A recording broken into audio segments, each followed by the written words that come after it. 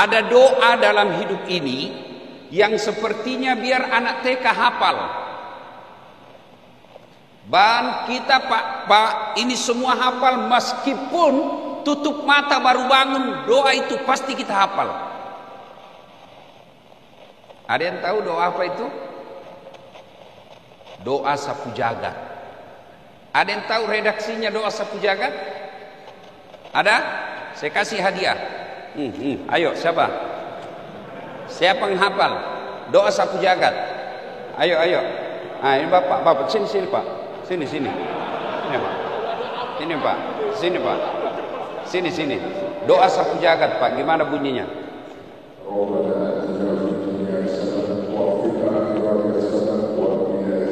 Artinya?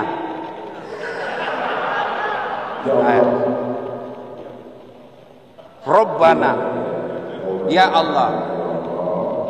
Rabbana, ya Allah. Apa lagi?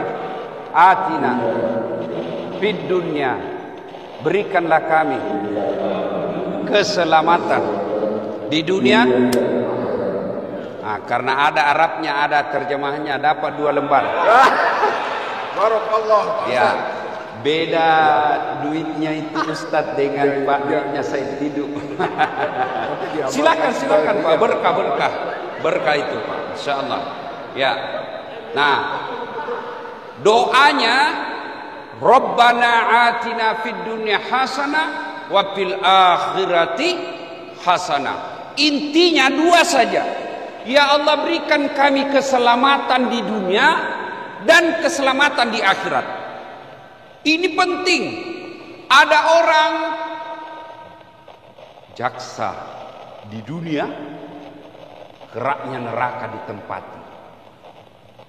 Ada orang pengusaha di dunia, akhirat menjadi bahan bakar api neraka. Ada orang anggota DPR di dunia, dimuliakan dia di dunia, di akhirat menjadi manusia sehina-hinanya. Tentu kita tidak mau. Kita berharap kita ketua MA di Indonesia, kita juga menjadi penghuni surga. Kita berharap kita pengusaha di dunia, tapi kita juga akan menjadi penghuni surga di akhirat. Dan inilah doa kita. Nah sekarang, sebelum kita sampai ke surga, kita mau surga dunia dulu bos. Jangan sampai yang ada di benak kita ini Islam itu nerakanya dunia. Adakah surga di dunia ini? Ada surga di dunia? Ada, itulah yang disebut fid dunya hasanah. Lalu yang jadi pertanyaan buat kita, apa sih surganya dunia ini? Menurut para ahli tafsir, yang disebut surganya dunia itu 4 syaratnya.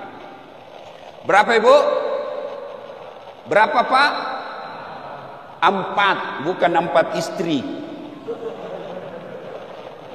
1, yang disebut fid dunya hasanah, surganya dunia.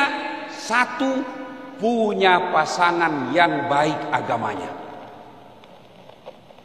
bukan yang cantik rupanya. Karena ternyata makin cantik istri, makin besar masalahnya Pak.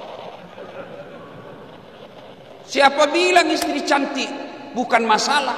Istri cantik, suami jelek, masalah Pak. Bener. Berarti bagus kalau jelek istri. Jelek istri juga masalah, dihina orang. Kita lagi yang malu jalan sama dia, duluan aja dek, nanti saya menyusul. Coba. Cantik istri masalah, jelek istri masalah. Nah, Bapak Ibu saudara-saudara sekalian, berarti yang baik itu punya pasangan yang bagus. Yang bagus itu siapa? Yang baik agamanya. Karena Nabi katakan pilih seorang istri 1 karena kecantikannya. Cantik penting, tapi kalau agamanya hancur, cantiknya menjadi sengsara kita. Cantik juga penting Pak. Kenapa? Karena istri kita 24 jam di depan kita. Apalagi kalau kita sudah pensiun. Hampir setiap saat kita ketemu. Baru bangun dia lagi di depan kita. Mau makan, ada lagi sih dia ini Pak. Mau tidur, la haula, ada lagi dia Pak. Jadi kalau jelek pasti cepat ganti casing. Maka istri yang baik itu kata Nabi yang membuat suaminya tenang di rumah. Bukan yang cantik. Cantik penting tapi tidak boleh prioritas. Yang kedua, supaya punya pasangan yang baik, ini terutama adik-adik nih yang lagi galau cari pasangan atau bapak-bapak yang berani tambah lagi. Yang kedua, kata Nabi, pilihlah dia karena kekayaannya. Kaya penting tapi tidak boleh prioritas. Kenapa? Kalau dia kaya, agamanya tidak bagus, dia pandang enteng suaminya. Apa kamu? Ini rumah saya yang punya, ini mobil bapakku yang belikan kamu, kamu pegawai negeri. Menderita kita kalau dia kaya tidak punya agama yang baik. Penting cari orang kaya. Tapi saya bilang sama istri saya, sayangku, ndak usah kau galau soal uang. Uang tidak dibawa mati. Dia bilang mamanya cek, betul uang tidak dibawa mati. Tapi kalau tidak ada uang rasanya mau mati. Selalu salah pergaulan lagi istri saya ini. Kan? Yang ketiga kata Nabi, pilihlah dia karena apa? Karena keturunannya. Itulah sebabnya orang Jawa mengatakan bebet, bibit dan bobot. Tapi tidak boleh jadi tinjauan prioritas. Kenapa? Ada orang bapaknya ulama, anaknya pengkhianat. Ada orang anaknya pengkhianat, bapaknya Nabi. Nabi Ibrahim. Bapaknya itu Azor, penyembah berhala. Bukan cuma penyembah berhala, dia yang bikin patung berhala. Anaknya jadi Nabi. Ada juga bapaknya Nabi, anaknya jadi pengkhianat. Nabi Nuh alaihi salam. Jadi penting cari keturunannya, tapi tidak boleh jadi prioritas. Dan kata Nabi yang keempat, kalau kalian mau tenang, utamakan agamanya. Agama nomor 4. Tapi anak mahasiswa saya bilang, Ustaz, secara hierarki, kenapa agama nomor 4? Mestinya agama nomor 1. Saya bilang betul nomor 4, tapi dia tidak titik di situ, dia koma. Utamakan agamanya, karena dengan agama kau dapat segala-galanya. Ada orang bukan keluarga baik-baik, bapaknya barangkali satpam saja, bapaknya barangkali cuma ahsongan, tapi bagus agamanya, miskinnya tidak jadi masalah, karena tutur katanya yang membuat kita tenang. Ada orang kan susah dapatnya ini Pak. Dialah cantik, keturunan baik-baik, anak orang kaya, kemudian bagus agamanya, bahkan hafal Quran. Satu cewek berkumpul 4 ini Pak. 1000 cewek belum tentu ada 1. Iya toh. Yang banyak dia cantik, mukanya kesurupan.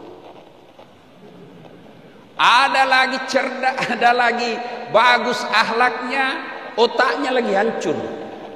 Karena begitu, untuk mencari sempurna 4 ini, kalau ada di kompleks ini Pak Saididu, ada di Bapak dapat di sini, tunjukkan saya juga masih mau. Ini kan Pak, tidak susah Pak. Maka berawal dari cara memilihnya. Maka beruntung Bapak Ibu sekalian, kalau punya istri, dengar ini bapak-bapak, beruntung bapak kalau punya istri yang bagus agamanya, bagus akhlaknya. Beruntung Pak.